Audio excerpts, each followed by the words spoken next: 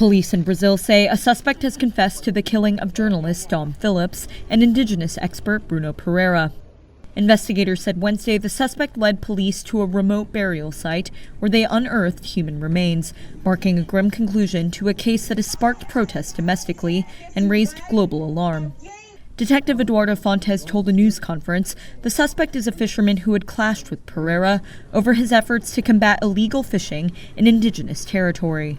He added that another suspect in custody has denied any role in the murder, despite incriminating evidence, which officials are continuing to uncover at the site. Excavations have been carried out at the site and continue to be carried out. From now on, we move on to a new stage, the phase of identifying these human remains. Pereira was a former head of isolated and recently contacted tribes at a Brazilian Indigenous Affairs agency, and Phillips, a British freelance reporter who has written for The Guardian and The Washington Post, was doing research with Pereira for a book. They were working in a remote jungle area in the Amazon rainforest near the border with Colombia and Peru when they went missing.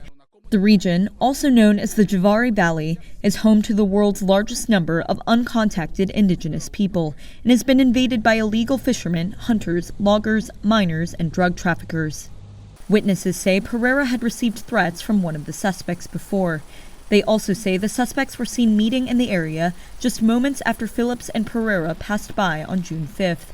Public defenders representing the two suspects could not immediately be reached for comment. Police are investigating a third person's involvement, and further arrests are possible.